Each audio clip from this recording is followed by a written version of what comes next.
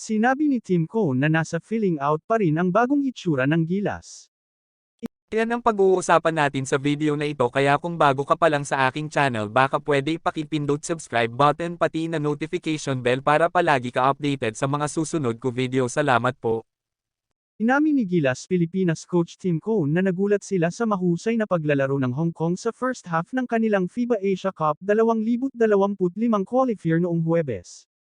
Natuwa si Cone na malaki ang naging tugon ng mga manlalaro sa second half kung saan nalampasan nila ang Hong Kong, 30-9, sa third period para tuluyang mabuksan ang laro.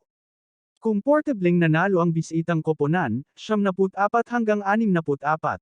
Pinuri ni Giyaw ang nagkakaisang pamumuno ni Cone, balanseng, Gilas team. Idinagdag ni Cone ang sobrang kumpiyansa laban sa medyo magaan na kalaban ay tiyak na hindi ang dahilan ng flat performance ng Gilas sa first half. Akala ko lumabas ang Hong Kong, China at naglaro ng magandang first half. Shocked us, sabi ni Cone sa isang kalaban na kailangang dumaan sa pre-qualifiers para makapaglaro para sa isang pwesto sa FIBA Asia Cup. Binanggit ni Cone ang paglalaro ni Xu Hualiong, Oliver Xu, at Ricky Yang, at sinabing pinanatili nila ang Hong Kong sa laro. Hindi namin akalain na maglalaro din sila tulad nila. Talagang ginulat nila kami sa kanilang kakayahan na i-shoot ang bola at siyang upang makapunta sa rim. Medyo nagulat kami, sabi ni Cone. Napansin ni Cone na mayroon pa ring filling out na yugto sa unang kalahati ng koponan na kamakailan lamang ay nabuo at nakatuon sa isang 4 na taong programa, ngunit masaya na ang koponan ay naglaro ng solidong depensa sa huli.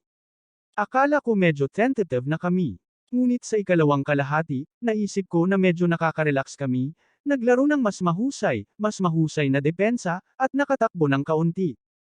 Nakatulong ang karamihan sa amin na magkaroon ng momentum at maswerte kaming nakatakbo at nalampasan ito, sabi ni Cone.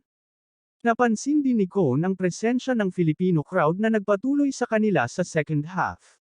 Nakita namin ito sa World Cup at saan man kami nagpunta. Palagi kaming napakahusay sa paglalakbay dahil lagi kaming may mga tagahanga. At iyon ay isang malaking kalamangan na mayroon kami sa iba pang mga koponan. Kahit saan tayo maglaro, maraming tao ang nasa likod natin at nagbubulungan.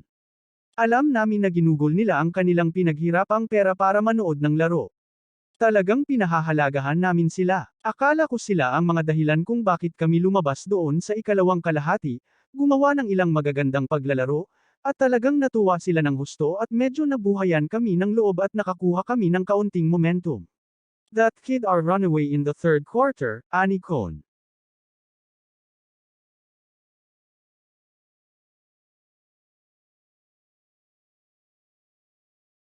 Huwag mo kalimutan mag-like and subscribe sa aking channel. Maraming salamat po.